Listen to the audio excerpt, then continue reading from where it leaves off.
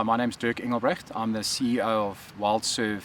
It's a non-profit organization in Randburg, Johannesburg, and we do biodiversity conservation and human-wildlife coexistence in Gauteng province. So we work solely in Gauteng province, and we work in collaboration mainly with the South African Wildlife Rehabilitation Centre and Owl Rescue Centre, and assist with rescue projects, like as with what happened at the Vaal River, was to save nests and birds and their eggs in the nests from the rising water levels after the sluice gates were opened at the dam to release water. So our focus was to try save the chicks that were under the most amount of risk. There was obviously a lot of bird life, a lot of animal life. Our focus was mainly the grey herons, the egrets, and even the weaver nests. But we're looking at large populations of birds at risk, and a part of the problem is we feel that it's necessary to address issues that humans cause and try to reverse that as necessary. So the Department of Water Affairs and people managing the dam recognise that there would be a bit of damage to the wildlife, especially the bird life on the river, and contacted the South African Wildlife Rehabilitation Centre for assistance to make sure that that's mitigated as best as possible.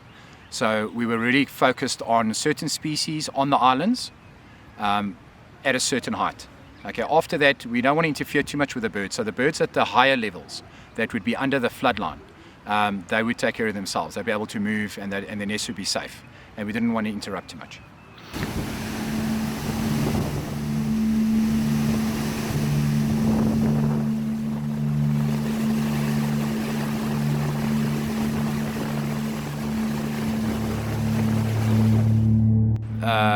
The South African Wildlife Rehabilitation Centre was informed that sluice gates would be opened at 9 and 11. Okay, so there was no way to kind of work, because it was an emergency situation and almost unavoidable that they needed to open the sluices. We would be working with the sluice gates being opened, and obviously a bit of a challenge would be that the landscape would change. Okay, so there would be rising water and we would need to work within that. Important to note is that this isn't taken lightly, the decisions aren't taken lightly. That's why we did invite some people to consult and to advise us on a very local kind of scenario. Not just people who, for example, do kayaking and that kind of thing, or whitewater work. It was people from very close by that could give us accurate information and warn us and to help us keep our people safe. But our work is it's an emergency service. So at the end of the day, sometimes it's unavoidable and we need to do it, and the best we can do is try and limit the risk while we're doing it. So it's not a matter of a sport or hobby situation where we might have been a little bit irresponsible for the sake of entertainment gain or something like that. We needed to do that for the sake of conservation in the area. So we had to enter the water. The phase one was a specific island close to Willow Creek, and that wasn't far off the bank itself, and there was very little risk with that one. So we needed to just get all the people in under the trees, and then we would enter the trees, climb some of the trees, and then get all the low-hanging nests emptied out, and then basket the animals and then get them back to the bank where we had rehabilitators who were tending to them. The second part of it probably happened at I think we were wrapped up by about 12 o'clock. Okay, we were pretty much wrapped up with what we could access and what we felt was necessary to access. The second phase of it was to investigate two possible islands that would have more nests on, sufficient nests for us to tend to. And we got consultation from the locals as to how many islands there were and how many they believed would have bird life from personal experience and personal exposure. And we then, three people, myself and Brendan Murray and Danelle Murray from Owl Rescue Centre, all three operational and practical conservationists. And we then got two kayaks and went down. We drove further upstream and then kayaked down, looking for the islands. And obviously we had a bit of a mapping of what the challenges were. So every time we reached something that was risky, we actually got off onto the banks, carried the canoes, got back in, and bypassed a lot of the high risks. So I think the problem with the rising water is, a lot of people explained, a lot of experienced people explained it as they themselves don't know what to expect. There's such a contrast in the landscape when the water comes through, and that could change day to day. So it's very unpredictable. It's not that it's a predictable risk that you're quite aware of and you know how to address it. It's more about the unpredictability. So we were kayaking down, and like I say, we bypassed a couple of the visible risks. And the problem is that you're around a corner and suddenly everything changes. So you don't know what you're going to face. But we were addressing it on a step-by-step basis. And at one point we were on still water. I mean, I was literally had the canoe facing backwards and was just free floating all the way down while we were having a conversation. So that's how it was at one point. And the whole expanse, the whole width of the river was like that. And we went past a few residences and we took a few photos. Brendan and Danelle took a few photos. And while they were busy with that, I didn't have my phone with me on the kayak. So I went about 3 minutes ahead to get view of the next island. And then by the time they got there, I thought I could feed back and then we could address it, have a discussion about it and see what the risks were and see what we could access. The islands there kind of have channels going through where you can sometimes you can't identify the islands because everything's underwater. People forget that. It's not a physical landmass with trees on it. The landmass is underwater. So you need to identify a cluster of trees and realize that there's a landmass under that and the birds are still in the tops of the trees.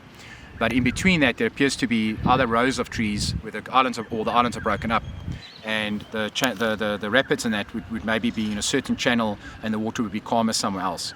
And if it hits the front trees, it actually starts to break up the water a little bit and calm it down a bit as it goes through sometimes. So I approached the one island and came to a section where there was actually 3 types of water. There was actually a calmer, flatter, fast-moving water, which I'd already kayaked down, barely having to paddle. And then in the middle of the water body was a very choppy, wavy kind of water. And then on the right-hand side was the start of a rapid flow. And that water was, as we approached the bend, was going off to the right. So I approached it going into the waves, but was quite fine almost right up to the island. And then just because of the motion of the water, it was quite up and down. I did capsize. I capsized with the canoe. Might even have hit some debris. It might have contributed to it as well, because people forget there's also stuff under the water. It's not just stuff on top of the water.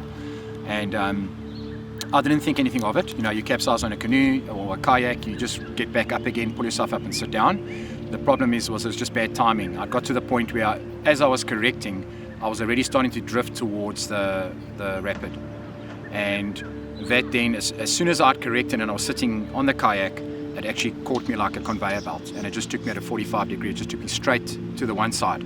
And the water is so fast that you can't really steer, you can't correct, and you sure as hell can't stop it and get out of it. So going with the rapids, I ended up, it wasn't about 20 meters or 30 meters, I was already I collided with a tree. So what I instinctively did was rolled to the side so that the kayak impacts with the tree, which then threw me under the kayak. So I did. The only injury I sustained was impacting with the kayak and hurting ribs, but they basically bruised. And then went under the kayak, and going under the kayak, I was grabbing onto branches of the willow tree that I collided with to try and stop myself, but they just snapped off. The water's just too violent. So I flowed under and surfaced.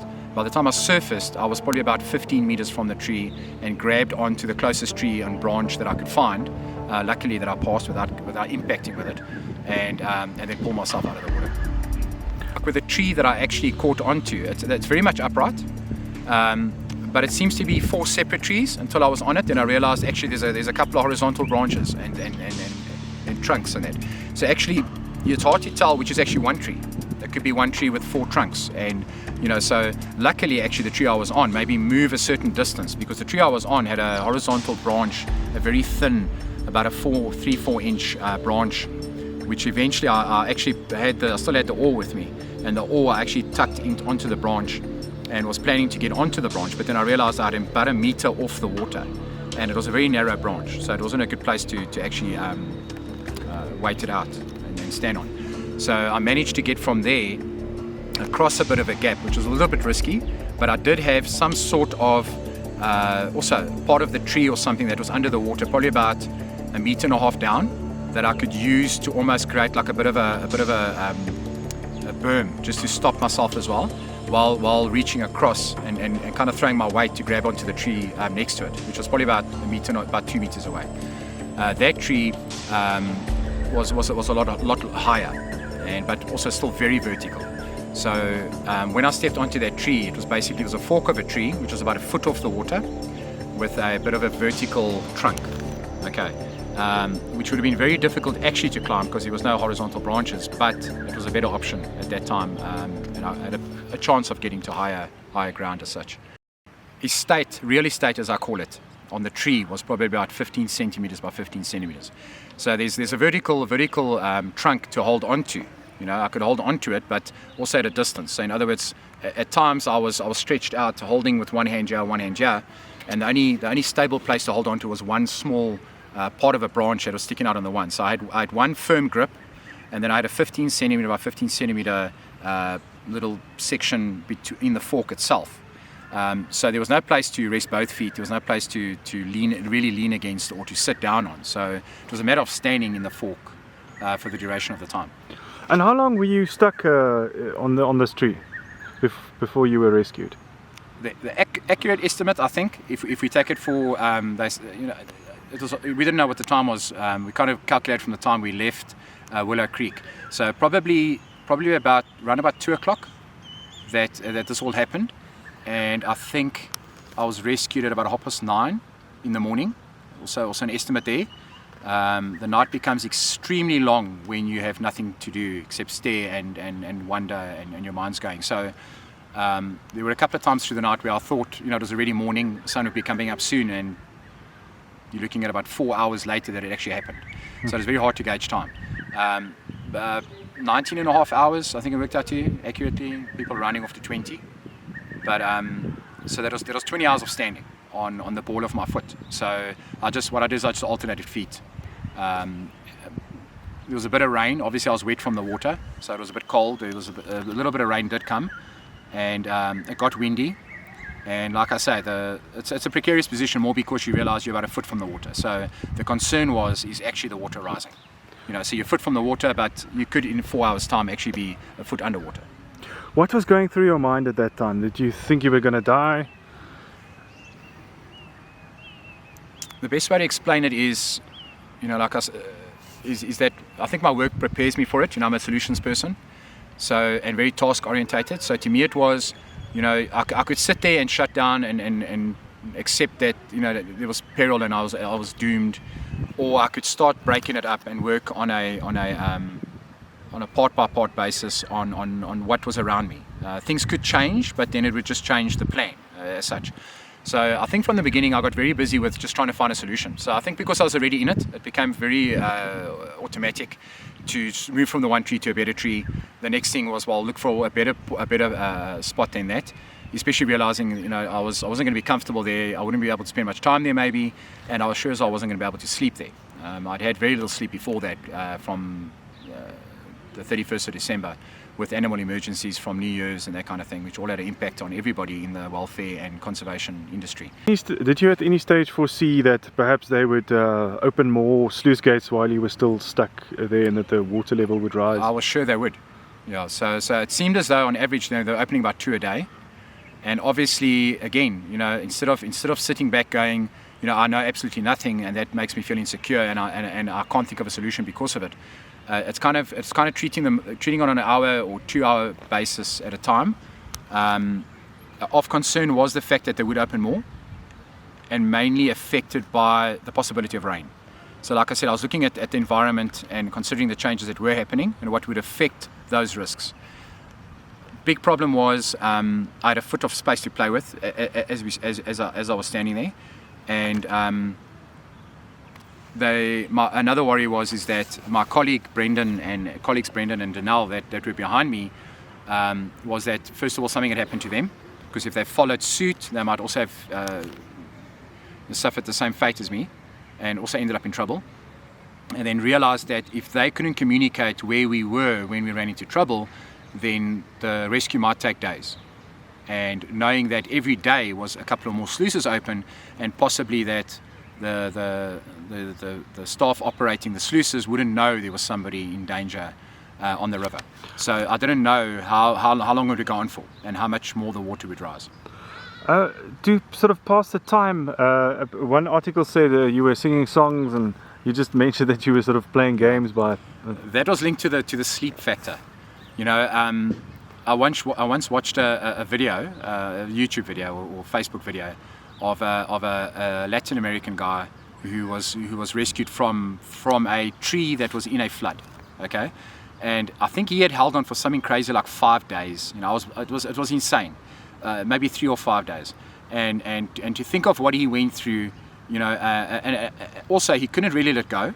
You know, so to think about, you know, the physical aspects, the strain on you, the emotional aspects, the mental drain on you as well, just staying awake in that, you know, I thought about that and I thought, you know what, how long can a person really stay awake, almost doing nothing to distract yourself, you know, nothing physical and that kind of thing as well. It's one thing if you're distracted with something. So I probably got to, I'd say I struggled from about 6 hours to go. 6 hours to go, I started realizing that I could not keep myself awake. Okay, and the repercussion of that is that because I couldn't tie myself in with anything, I'd almost have to sacrifice my life jacket to make a little rig to tie myself into the tree. But being vertical, 2 vertical branches that are far apart, it was difficult to say I could wedge myself in somewhere or tie myself up, whilst also getting away from the water. So with about 6 hours to go, I started nodding off. So if I have to estimate 40 times, you know, and the jolt that wakes you, you get worried. I think that's actually when if someone said when you were scared, you start getting bordering scared, where you go, that could have been me falling into the rapids. And following the rapids, there was a high density of trees, you know, and debris, and realizing that a lot of it you can't see is under the water. So you're facing a high impact, you know, broken bones, limbs, and that kind of thing, and maybe followed by drowning after that, but also getting impaled. So that's just being practical. That's just looking at the situation and realizing the water's super fast. It's going to hit. It's going to have hard impact. And as far as your eyes can see, that's where the rapids are going. So there'll be multiple impacts and not knowing where you came out. So it was crucial for you to sort of remain consciousness, remain alert, and just sort of, you know, keep your position on that tree. Otherwise, you could. It's a matter of life and death in that regard, yes. So if you don't hold on, you're in the rapids, and you won't survive the rapids. And if you fall asleep, then you won't make it. How about your colleagues from Owl Rescue on the day? Did they also end up in a bit of trouble? They did. I think it was probably like I described, from what I heard. To the left, like I said, there was slightly smoother water. There was the choppy water in the middle, and it's strange to look at. You're actually seeing 3 different channels of water on the same width of body, and they had maybe gone on the left-hand side, which was the smart thing to do. They were on the smoother water, but, you know, maybe had already decided, without my feedback, they were going to skip that island that I went to go have a look at. And it wasn't far from there. It was probably on the same bend that they actually collided with an underwater fence, a barbed wire fence. So also a very scary experience, and could have ended up a lot worse. You know, so we can talk about luck. Maybe that was also very lucky. So it was an underwater fence, and that was just one of those landmine type things where you've got something in the water, you can't see it until you get right there. So they were actually spun, and then they capsized, and they were unable to get control of the kayak again, and the kayak literally just shot off again. It also hit water and just shot off, and they then managed to make it to the bank. So that, I think, it was very fortunate. But they lost the kayak, they lost their possessions that were in it, even their shoes came off in this whole tumbling in the water, and, you know, all that kind of thing, and they managed to obviously evade the fence, which was quite lucky. So a lot of focus has been on me, on the situation I had, which was beyond my control. You know, you can't choose to be in this kind of situation. But I think what I'd like people to know is that to me, I can't choose myself as a hero. I'm going to choose the heroes in the story, and that's Brendan and Danelle. Okay, so what they did is they then managed to survive. Okay, so when we talk about survivors, they survived. They then made it to the bank, and within 2 hours, I think they had multiple NGO, NPO, governmental organizations, SAPS. There was multiple aircraft. There was the NSRI. You know, there was residents from the area. They had coordinated a massive rescue attempt. Okay, so that's the concept of, you know, leave no man behind kind of, you know, hero that goes out, manage to save yourself with skill, and then gets out and saves the person that's down, and saved me. And they then communicated with a broad spectrum of people. I think they got a hold of my family through social media. They got a hold of colleagues that were running, you can call it almost like base a regional base from their holidays. They were on holiday and they were managing communications from holiday destinations all over the country. So that was fascinating, and I'm really appreciative of that. What time more or less were you rescued? About 9:30. I think it's 9:30. Okay, so funny stories before that. People did ask me, did you try call for help? Did you do that? And you almost forget about it. Like I said, I'm solutions orientated, and sometimes you can run on with the solutions, and you're used to solving problems yourself. At some stage, you realize, actually, there's no ways I can get out of this. It just seems as though no matter what happens, even if the water subsides to a certain degree, it looks like that might not happen within about 4 or 5 days, okay, at best. And that's an estimate. So at the end of the day, you realize you cannot get out of that environment whatever you do. No other kayak will come in to help you. No small or regular watercraft will be able to make it in and then make it out. So you're realizing literally, and I've got to praise them for the skill and the abilities that they have. And they were actually one of my concerns. So my colleagues were my concern. Brendan and Danelle and Rebecca were my concern as to whether they had followed suit and came to the same disaster. And then also the rescue people. It was that bad that you've worried about the rescue people, even though they were skilled. So at about 8 o'clock, I think it was, I was hoping that through the night, because of the cold, the wet and everything, the threat of storms, there was 2 storms that started up. So there was a lot of lightning, a lot of thunder, as bad as I've ever seen. I thought it was an electrical storm coming. And now you got the added risk of being struck by lightning, and I'm realizing, all the stories you hear is don't be under a tree, you'll be struck by lightning, and don't be in the water, you'll be struck by lightning. And I'm in both. Okay, I'm literally 1 foot between contacting both, okay, in the rain as well. So other people asked me, did you pray? I said I did, but I asked for very little. Okay, so one of those was not be saved. I want a miracle, I want X, Y, and Z. It was small little things like, don't let it rain right now. Okay, because it might fill the dam, then they have to open more sluices, or it fills the river and the water level rises. So I realized that was a threat. It was a major risk to me. And so it started raining. I think about 3 drops fell, and as quick as it came, it subsided. And for about 3-4 hours, I had clear skies with stars. Probably about midnight, 1 o'clock in the morning, the same thing happened. I had to throw out a reminder there, that I'd already been given a reprieve. And I just said, listen, that's one of those again, can we have the same arrangement? And the storm subsided and nothing happened. And so after that all happened, I was wet and moist and everything because of the weather and the climate and the water and the splashing and everything. So I was looking forward to the morning, thinking that a couple of things would change. Number 1, I'd be warm. Number 2, I'd be dry. Number 3, there'd be visibility because it was very dark. We're sitting in multiple trees and a canopy, so you almost can't see out. I had to actually move to try to see part of the sky to see if there were stars or if there were clouds. So it was quite closed in. And a big concern as well was visibility from the rescuers. So one of the reasons I couldn't leave the fork in the tree to take the second option is that the willow tree that I could have gone to was totally closed by its own branches. And the kayak as well was actually also closed in one of the branches. So as I impacted, the branches closed behind it. So the concern was that there was no visibility of anything. There wasn't evidence of an accident. I wasn't visible. So I had to stay in the fork as well to be visible. Okay, so when the morning came, I thought, okay, let me stay here, I'm going to get dry, I'm going to get warm, and then I got visibility. And as luck would have it, as the sun was coming up over the horizon, the clouds came again and it started to drizzle. Okay, and the visibility went low down again. Luckily, that also went on for about an hour, and that started clearing. And just after it cleared, I thought to myself, you know what, now it's about the next stage of the helping yourself type of thing for now. I'm playing your part in this rescue. So I started calling.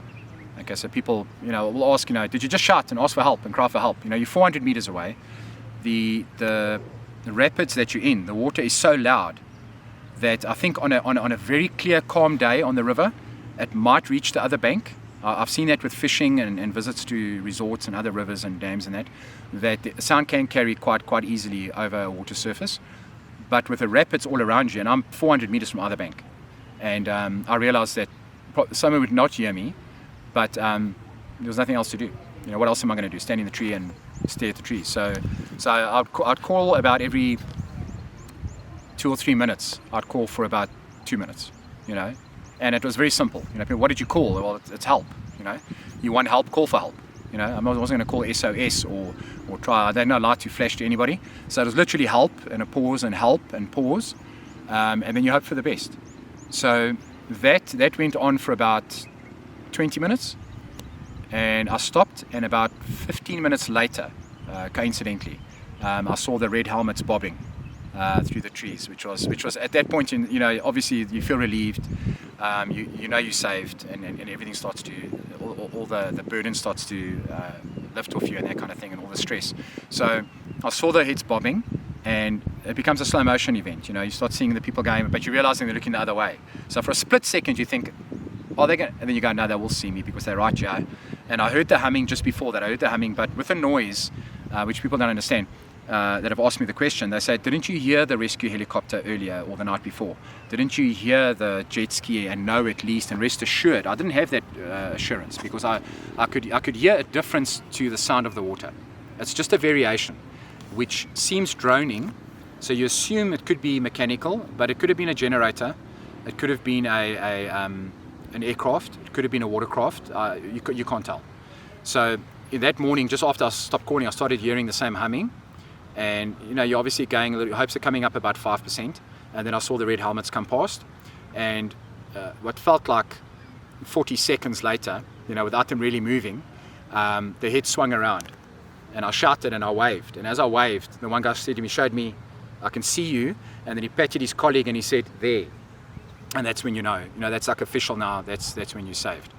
And then I think they actually felt a little bit guilty, because it became a bit of an anticlimax. They swung around and looked at the scenario as to where they could access me through the trees, and they stood around looking, and the guy looked at me as if to say, how are you going to handle this? And he said to me, we will be right back. You know, don't worry, we will be right back. And they turned around and they headed off. And I think I actually thought they were going to change craft, maybe. But they came back about a minute or two later, and then started looking for a way in. And then they, I don't know how they did it. I mean, I wouldn't be able to. I don't think I'd be able to do it for years, practice for years, and then get really good at it. I don't know how I could ever get that vehicle in, because they did it in reverse, and where they came in, all the rapids seemed to kind of converge. So there's different directions and cross flows and that kind of thing. So literally you're coming in and you get thrown left, and then you make it further, you're thrown right, and you've been spun around, and they managed to get within a meter. Yeah. Was it difficult to get from the tree onto the jet ski? They got as close as they could, so they did notify me. They said, look, we can't come any closer, which is perfectly understandable. I mean, any closer than that and something changes, they're going to impact with the tree, and then everyone's in trouble. So they got within about 1.5 meters. Yeah, so the craft as well, the jet ski was surprisingly stable, obviously designed for that. So you don't really expect it, you know, you feel it's a bit of a leap of faith, you know, and maybe they're going to have to clumsily grab at you and pull you on board, you know, but it was actually a pretty smooth process. Yeah.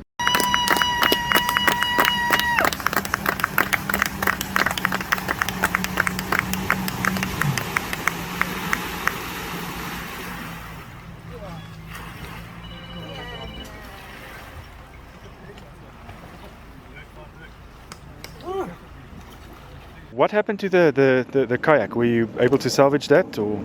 Okay, well, people asked me about the kayak, and I told them, maybe jokingly, that it's safe. Okay, it's super safe because nobody can get there. Okay, nobody could get out of there, and no one can get to it. So it's in one piece, as far as I could see, and it's literally got about three branches of a tree, which are almost, you know, in a straight line, which are holding them. It's almost like on a rack up against the tree. So as soon as the water subsides, we'll be able to get the kayak. The oar is up in a tree as well, wedged between branches. So I was quite successful in almost making it out with everything I came with. I lost my sunglasses, that's all.